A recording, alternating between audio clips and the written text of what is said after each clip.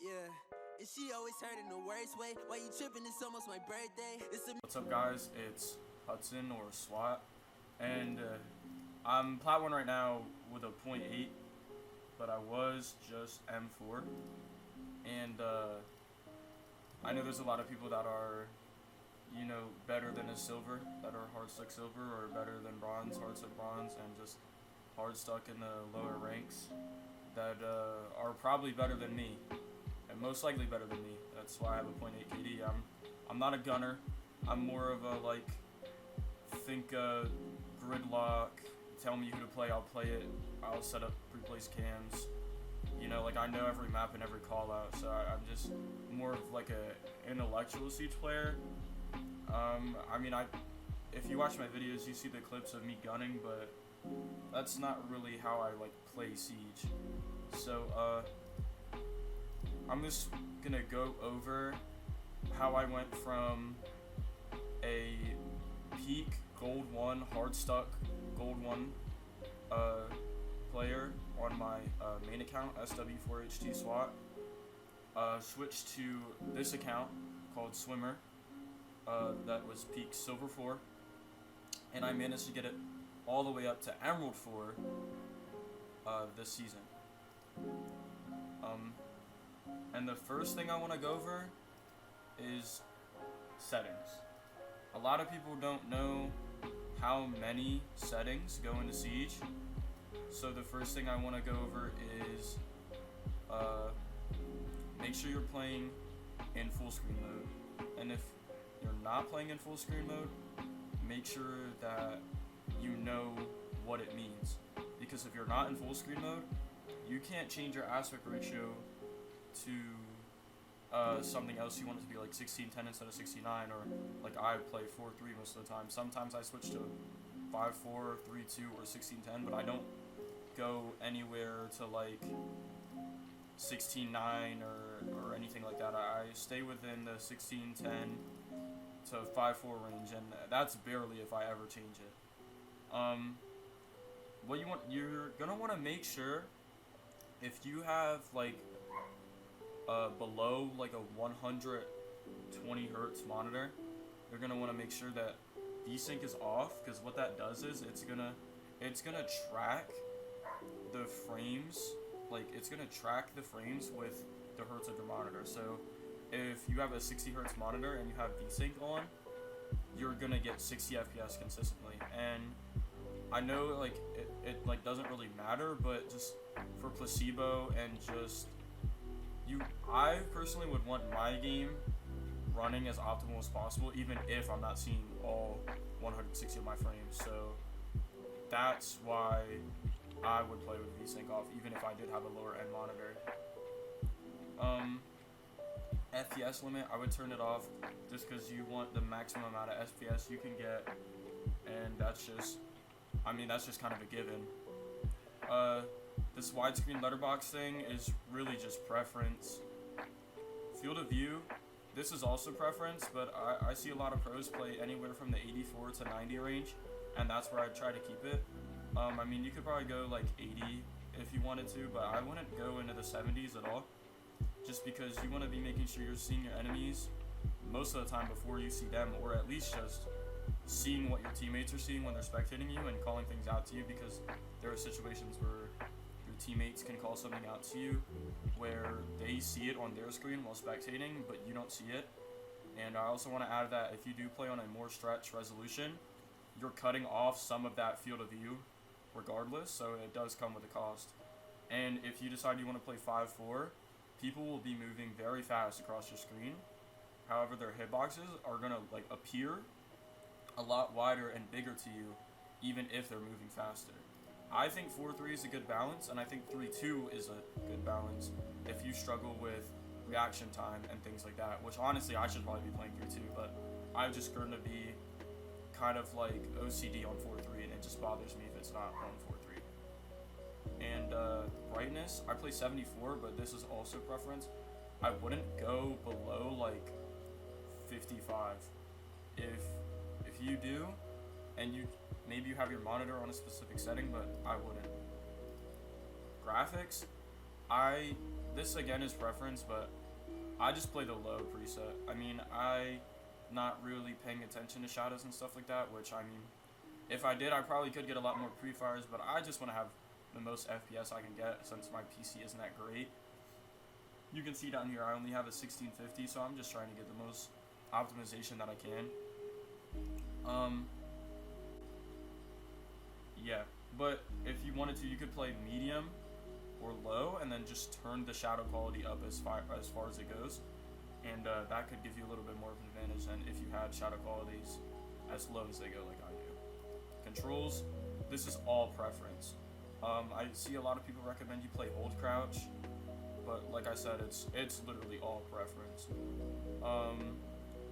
You could even play controller if you wanted to. I know Diamond and Emerald players who play PC on controller, and they're better than me, and they're better than a lot of champs that I play against. So it's really like, people think that playing on controller is like ludicrous, but I mean it's not if you really know what you're doing and you really know how to play against most PC players. Accessibility, you want to make sure screen shake intensity is off. I've never seen a situation where a player plays with this regularly on or even medium. I've just never seen it. I mean, I don't see where you could benefit from that. I mean, I guess it could immerse you more, but we're not really playing R6 for immersion. We're playing for that competitive feel, and I don't see why you would play with screen shake intensity anything higher than just off completely. Chat to voice, I'd play with that off just because that has to be so annoying. I wouldn't want that in my ear while I'm hearing callouts and things like that. Your team color and your opposing team color doesn't matter. That's personal preference, 100%. I see a lot of people play orange and then blue, or red and blue, just because blue really sticks out, and blue is the OG color that all gadgets were, no matter what side you're on. So a lot of people are just used to that, so they want to play blue because it's just what they're used to, because they played back when blue was the only color that gadgets could be. And next, not only settings, but I want to talk about like operator choice. I knew that I was stepping into a rank where I'm probably peaking this season. I knew that I was gonna, my goal was to hit plat, I did, and then I started excelling higher into plat, and I hit M, which for me personally was a stretch. I made it, and operator choice is a big thing. On games where you're feeling good, I think Ashe is a great rushing operator. She's a 3-speed, she has 2 of the best guns in the game. Her pistol, the one with the lower mag capacity, does do 58 damage a bullet, and she's just a really good operator all around. She has the claymores for flank watch, and she's just a good operator. She's good for util, going below, good for watching diffuser from below. There's just a lot of clutch plays you can do with Ashe, especially if she's paired with Finka, and you don't really have to worry about her low HP count. Then yeah, I think Ashe is a really viable and good rushing operator. I think Buck is a really good operator, and not even just for rushing, but he's really good for things like vert play, especially from below. I mean, you can play him above, obviously. That's why he's usually a better vert operator than Sledge, just because of the versatility. But like, seeing as how you can't play below with Sledge unless you're upstairs and then you sledge it and then go downstairs. But with Buck, anywhere you go, you can break a hole into a soft surface. So he's one of the best vert operators, if not the best vert operator other than Ram in the game. Which brings me to Ram. Definitely one of the best operators in the game for pixel peaks and vert play. Definitely has a really good kit.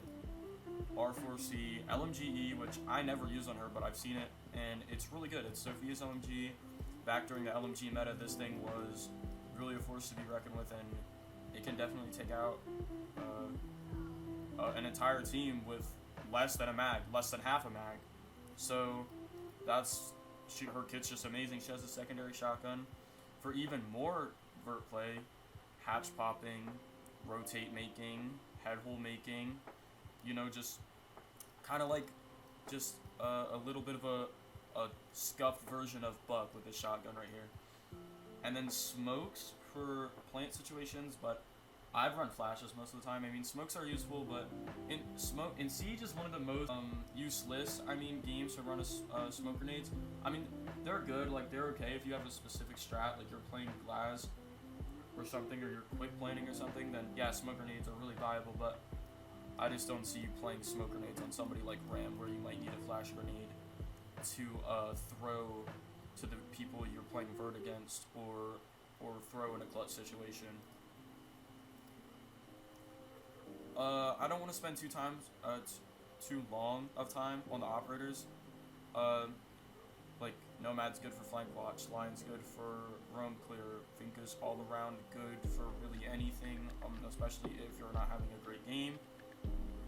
Playing Finka is just a good option. Callie's good on coastline, and she's going to canal for those ratty baity kills or those upside down repel kills. So is Glass. Every operator in this game can be useful if you find a use for them, so that's just really how the game works. Yeah. Defenders. Like I said, if you're in a situation like me where you're trying to get into a rank where you might not belong or you might not excel gun skill wise, I think Capcan's a great option. I think Capcan can lead to multiple frags a game where you don't even have to shoot anybody, and that's just a good option if you want to be useful to your team. Jaeger to deny that util from your teammates who are trying to get the frags and has his own fragging capability. I mean, he has the intel with the BP camera, and the observation blocker is it's okay. I mean, I'd rather use the BP camera and put it somewhere like solar on chalet or bakery on cafe, just things like that. His 416C carbine is one of the best defending guns in the game. People complain about the recoil in lower ranks, but I mean, it's really not that hard. It used to be way easier, but I mean, once you get used to it, I put flash hider on every gun and just get used to flash hider on every gun. An extended barrel on this gun does make it like a 3-shot to the body, so I really recommend using this gun. His shotgun's good too, but Jaeger's not really a shotgun style operator. Other operators where you don't really need to be as active are operators like Rook. He can just provide overall support for your team, and now that he got buffed with the self-res, it's just really a good option to play, just because he just is. You don't have to be alive for your team to get the benefits that they do from you playing Rook. And once you get your Rook armor down, you get your rotates made, you really just have to worry about yourself and getting frags and holding the angles with your 2.5 scope that your teammates need you to hold. And that could probably secure you all 3 defense rounds if you're playing with a highly coordinated team. Valkyrie is another good one. You definitely do have to act off your cameras as a Valkyrie player, and you definitely do need to have some frag capability. But overall, if you are an intel style player and you know good Valk cams, she's a really good operator to play and get easy picks or get easy calls, easy pings for your team. And just knowing where your team is and knowing where the enemy is at the same time, knowing where to cut somebody off, where to swing somebody, what angle to hold. Valkyrie can do all those things even after her nerf where she can't throw them outside. She's still incredibly useful.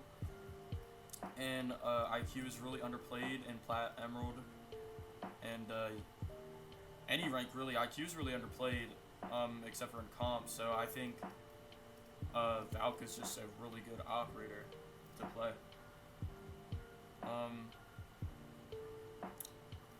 Warden, he did get nerfed, but I mean, he has, in my opinion, the best shotgun in the game by far. And then he has the MPX, which is a little bit of a pea shooter, but no recoil, easy headshots, and the SMG-12, a lot of recoil, but the secret to the SMG-12 is to pull down to the right, and not just down or down to the left, down to the right with the SMG-12. It's basically backwards from the F2. If you can control the F2, you can control the SMG-12. And then he has a deployable shield, which he can set up angles for. He can use his watch and then use the angle for the deployable shield to deny plants, and to also deny plants from a distance. He also has a C4, so really good operator, really balanced operator right now. I don't think he's overpowered. I don't think he's underpowered. I think he's really useful. Rooney is also just another Jaeger situation, you know? You set up those gates, and then you set up the rotates, the head rolls. You worry about you. You got the frag capability, the spawn pick capability with your DMR, and you're really just set to hold the angles that your teammates want you to hold. You have the barbed wire and the BP for sound cue intel and visual intel, and you're kind of just, it's a good operator to play if you feel like you're not set to gun out the match. Lucy this season with the 2.5 scope buff, impacts, BP, one of my favorite pistols, and her gadget's just really good for not even just the slowing down, the sound cue too. You get a sound cue, they slow down, they can't sprint out of it, and they have to, depending on where you place it, they have to look away to shoot it. So honestly, it leads to a free kill if you have somebody playing on it or playing around it. And it's just a good option. She's just a really good option.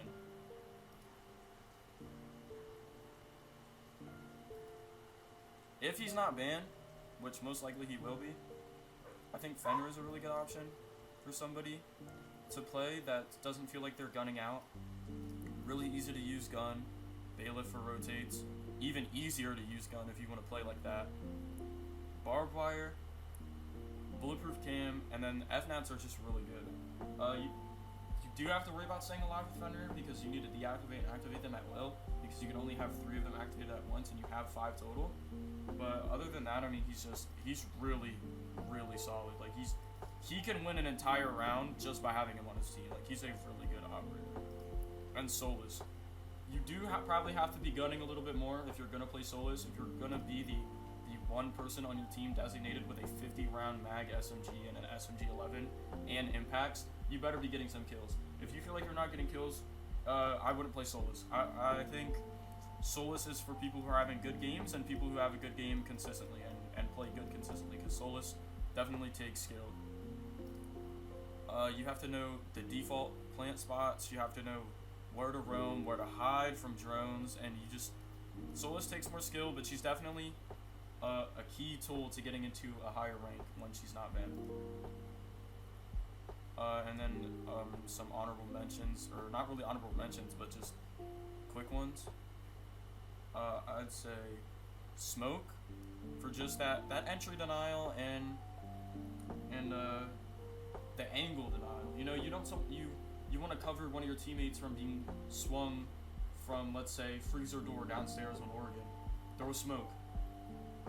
Now he's forced to peek the head holes on freezer wall, or you throw one there too, and he can't really peek freezer at all, or he has to go back, run through the smoke, and go back, and then peek. So he's just really good for team-oriented play, and not necessarily entry denial, but angle denial too, and you have to keep that in mind, and diffuse denial, or plant denial, both. A smart smoke player can win an entire round by himself. Very versatile, shotgun for sight setup. SMG-11 is good enough. Good enough as a primary gun. Really, I mean, it's a secondary, but it's damn near just as good as any primary on defense. And I mean, it's definitely better than the MPX. It just has less bullets.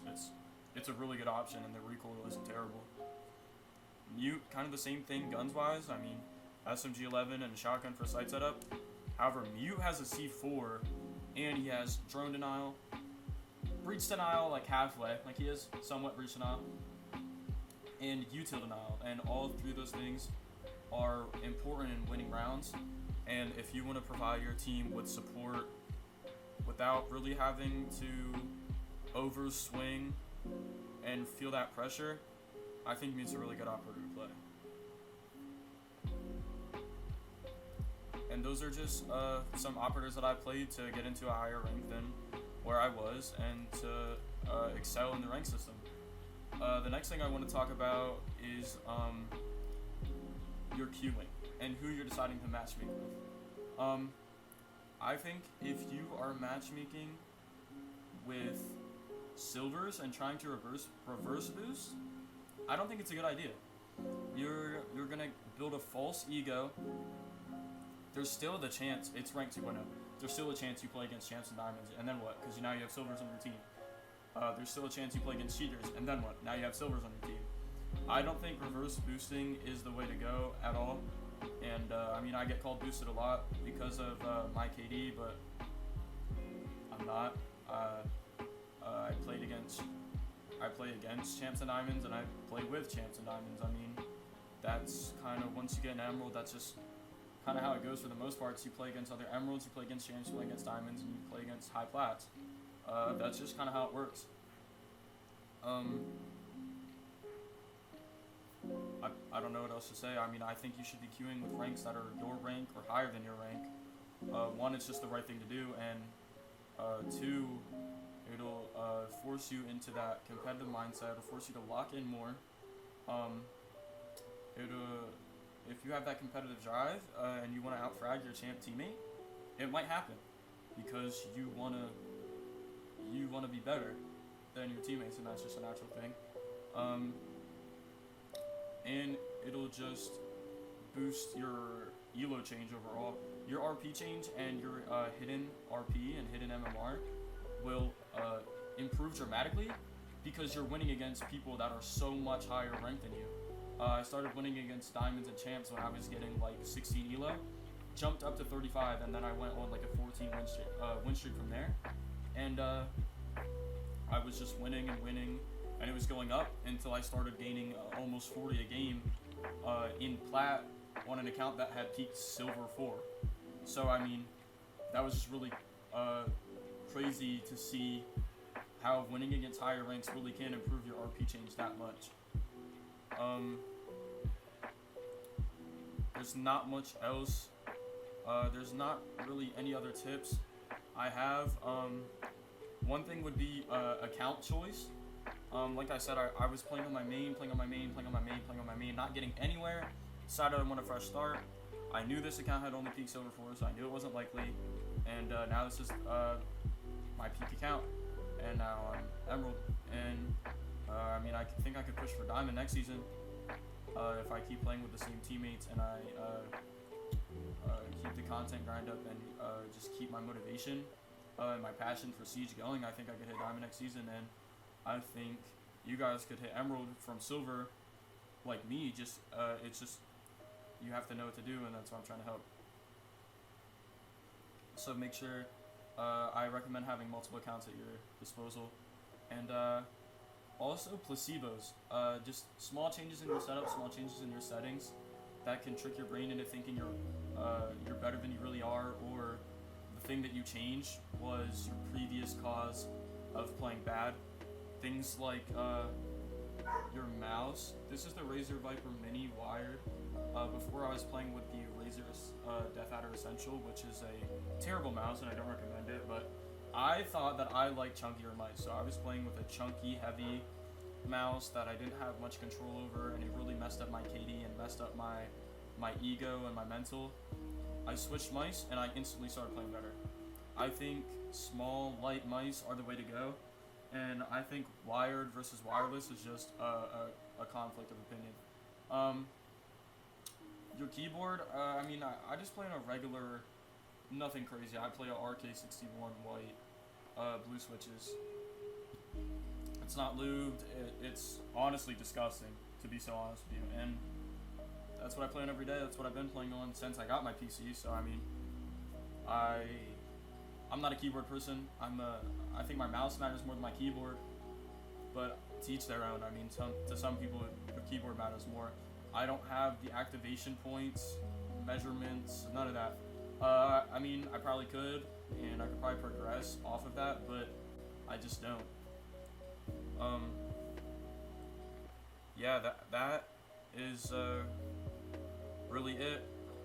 As a summary, operator choice, queue with people higher than you, placebos in your setup. Don't be overconfident and think your swinger will be swung or anything like that, especially this season without the 1.5. Make sure you're playing your life like you are in a real tactical situation and you're playing your life. And that's just how I think you'll win more games. If you don't want to take it from me, don't take it from me, but I went from silver to emerald without getting boosted, and I think that's what got me there. And now I'm going to try to push for diamond next season. So if you stayed here till the end of the video, thank you for watching, and a clip dump will be coming up soon. I don't know what the title's going to be, and I don't know what the thumbnail's going to look like, but stay tuned because it's going to be coming soon. Look for more community posts from me, look for more TikToks posted soon, some more Twitch streams, and yeah, that's my lesson on how I ranked up so much in Siege in such a short period of time and with very little elo change to begin with. So yeah.